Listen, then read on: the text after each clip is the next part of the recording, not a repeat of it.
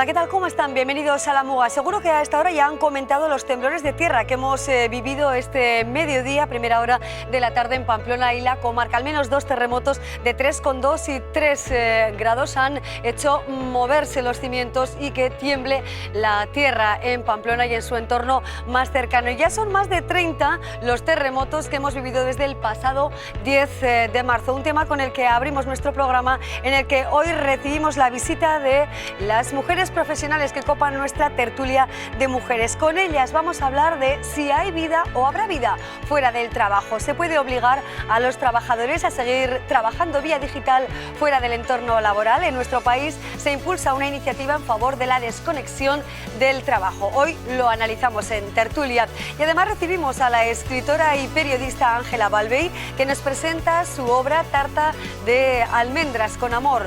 Temas como las enfermedades raras, el acoso escolar y el amor son los ejes fundamentales de la última obra de la laureada escritora.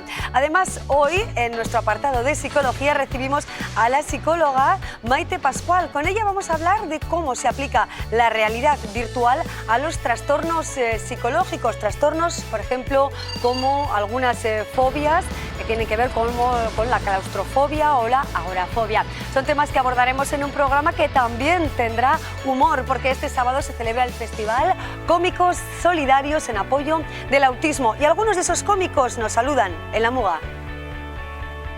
Sara Escudero, Mario Simancas, Manolo San Juan, Aroa Berrozpe, os vamos a hacer pasar un rato tremendo de risas, carcajadas, que os vais a partir. Os lo vais a pasar en grande. Además, ya no solamente por eso, sino por lo que supone esta gala. Eso, ¿verdad, porque Aroa? todos los beneficios van para la asociación ANA, Asociación Navarra de Autismo. Entonces, os esperamos a todo el mundo. Lo tenemos que petar.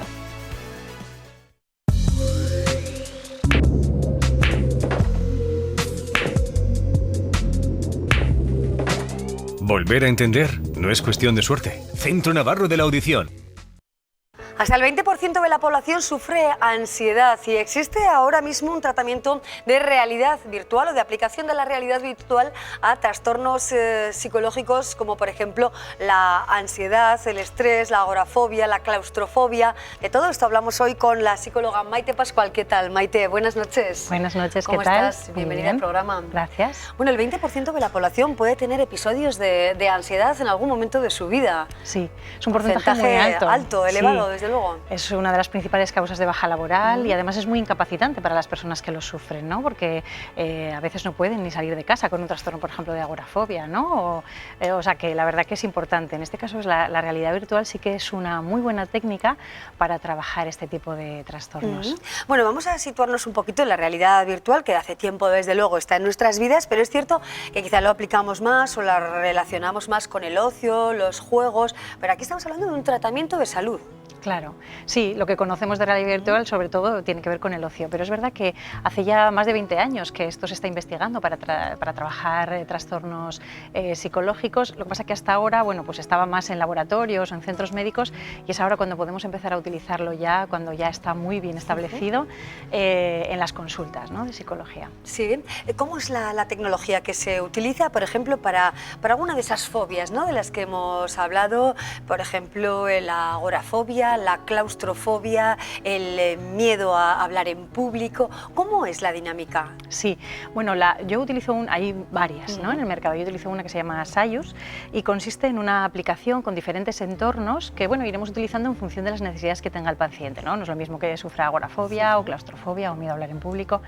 Lo primero que hacemos es hacer un entrenamiento con el paciente en relajación, puesto que se va a someter a estímulos muy ansiógenos y es necesario que primero aprenda a relajarse.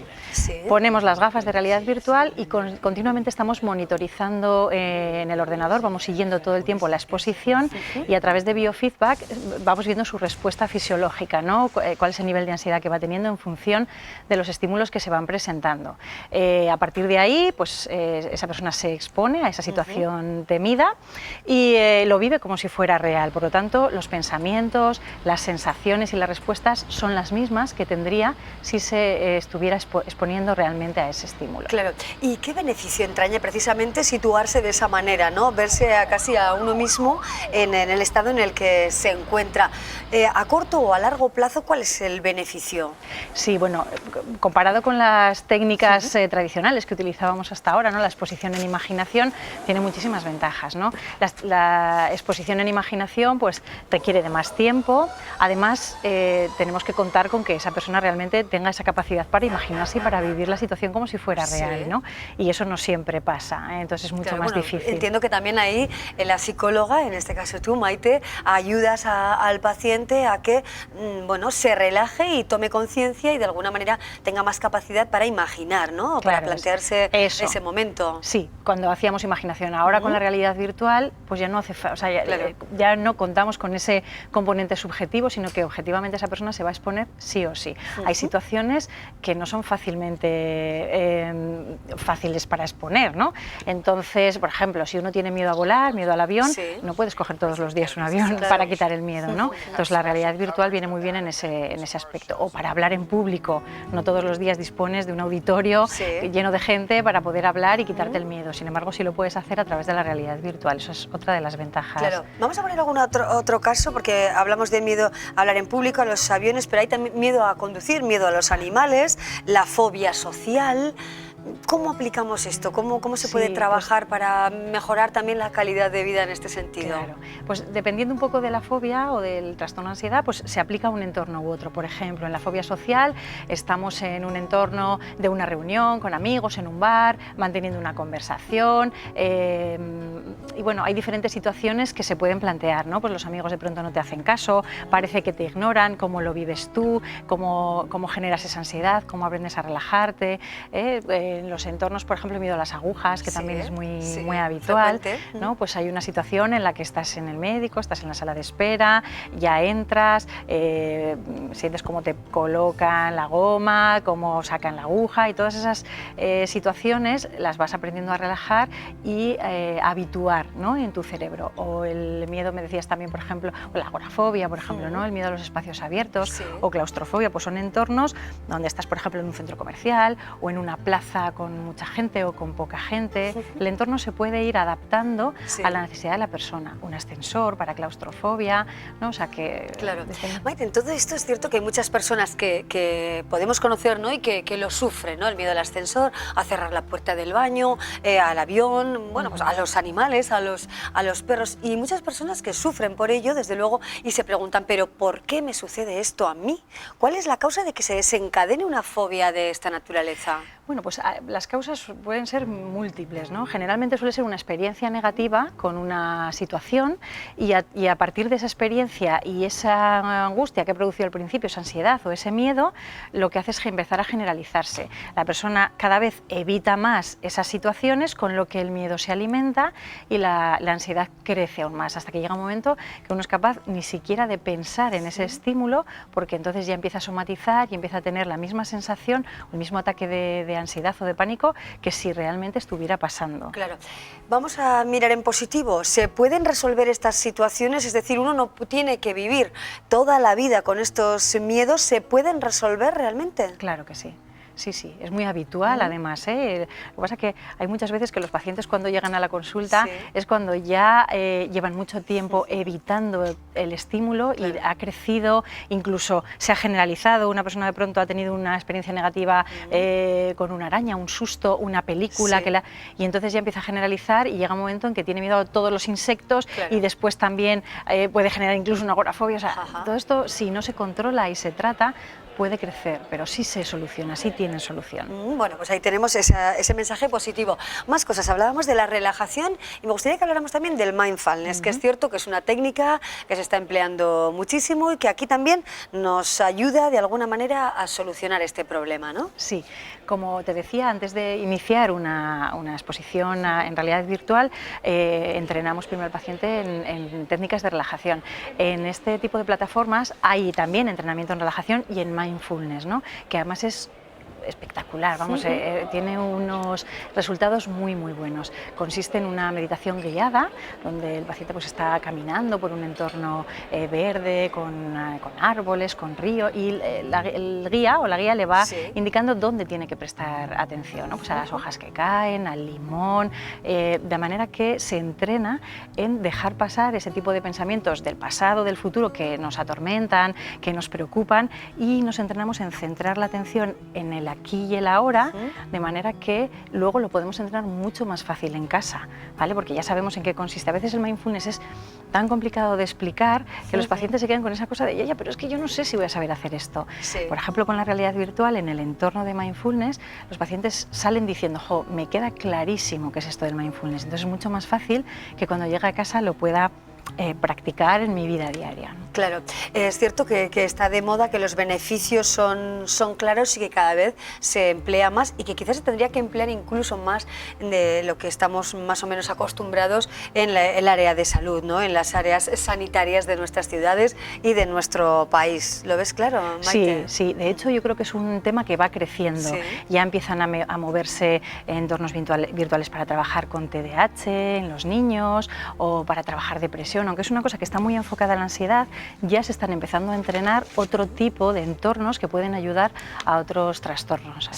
Maite, cuéntanos algún otro ejemplo de pacientes con las que has trabajado, de cualquier edad, que tengan miedo, cualquier miedo, quizá el miedo a los aviones, ¿no? Y qué sensaciones tienen esas personas cuando llegan a tu consulta, durante el desarrollo de la consulta, del tratamiento, y finalmente, bueno, pues cómo se resuelve. ¿Pones algún ejemplo? Bueno, recuerdo una paciente, pues unos 50 años, una alta ejecutiva de una multinacional que viajaba mucho, ¿no? Siempre tenía que volar, vuelos de grandes distancias, transoceánicos, y a raíz de un incidente que tuvo en un avión, empezó a desarrollar bueno, pues ese miedo a volar. Claro, a medida, lo que decíamos antes, ¿no? A medida que vas evitando esas situaciones, crece más la ansiedad. Llegó un momento en que empezó a poner excusas, no puedo, no me viene bien, y no viajaba. Claro, llegó un momento en el que la empresa le puso un poco entre la espada y la pared, ¿no? Había un contrato muy importante que tenían que firmar, una cantidad de dinero importante, y sí o sí tenía que volar. Claro, viene después de que ya había desarrollado una aerofobia enorme, cuando tenía unos sentimientos de impotencia, de esa sensación de nunca voy a poder superar esto, voy a perder el trabajo, ¿no? Mi vida se acaba, y de alguna manera cuando vino ya, la verdad que bastante agobiada, ¿no? Pero claro, era como, necesito curarme de esto ya. Inmediatamente, porque tengo que seguir trabajando. Claro, tengo que volar y tengo que irme ya. Exacto. Entonces, bueno, hicimos, pues no sé, fueron 3 o 4 sesiones en 2 semanas, todo muy rápido porque tenía enseguida que volar. Y fuimos exponiéndola pues a situaciones como: estoy en casa preparando las maletas para irme, llamo al taxi, el taxi me dice que ya está aquí, ya estoy en la terminal del aeropuerto, ya me monto en el avión, aterrizamos, despegamos, bueno, un poco todas las situaciones que a ella le generaban muchísima ansiedad. De manera que eso, pues en 3 o 4 sesiones intensas, empezó a generalizar esas sensaciones de relajación que tenía en ese momento, y su cerebro ya generalizó, de manera que luego en la vida real fue capaz de coger el avión. Y además fue muy gracioso porque lo cogió, y cuando llegó al destino me mandó un WhatsApp y me dijo: jo, no solo he viajado sin ansiedad, sino que he llegado incluso a concentrarme y a poder trabajar con el ordenador durante el trayecto. O sea, el cambio absoluto, ¿no? Y desde luego efectiva la técnica, sin duda alguna. Para terminar, Maite, en 4 pinceladas, ¿por qué nos beneficia más, si estamos en esta situación, el uso de este tipo de método frente a los métodos más tradicionales e imaginativos, también a la hora de tener más confianza en nosotros mismos e involucrarnos un poquito más en este proceso? Sí, desde luego, como es una cosa muy novedosa, los pacientes, lejos de pasar miedo, decir, ¿qué me vas a hacer aquí?, es al revés, ¿no? Les motiva más, se implican muchísimo más y confían más en que van a poder solucionar su problema. Es mucho más rápido, por lo tanto más barato, más eficaz, y además, bueno, pues hay entornos a los que no nos podemos exponer de otra manera que a través de la realidad virtual. Por lo tanto, y además con el tema de la monitorización de la respuesta fisiológica a través de de feedback, tenemos una respuesta objetiva de cómo es la ansiedad del paciente. Él mismo va viendo las sesiones, cómo va mejorando su ansiedad, cómo va bajando hasta que finalmente desaparece. Perfecto. Bueno, pues comenzábamos con ese dato de que más del 20%, aproximadamente el 20% de la población sufre algún capítulo de ansiedad en su vida y, bueno, otro tipo de cuestiones, otras fobias que pueden ser tratadas y curadas precisamente con estos métodos digitales y estos métodos más modernos, ¿no?, que los que quizá conocíamos en las consultas de los psicólogos. Maite Pascual, muchísimas gracias por venir a la MUGA, como siempre, gracias. Abrimos con la sección de salud nuestro programa y luego seguimos con la tertulia de mujeres profesionales. ¡Pero sigue, joven! ¡Maestro! ¡Maestro! Vuelvo a entender. Centro Navarro de la Audición. Si quieres, volverás a entender. ¿Cuántas horas pasas conectado a tu móvil? ¿Apagas el teléfono del trabajo en algún momento del día o eres de los que están conectados a todas horas, incluso en las vacaciones? En España se pone en marcha una iniciativa para la desconexión digital. ¿Habrá vida fuera del trabajo? Luego lo vemos.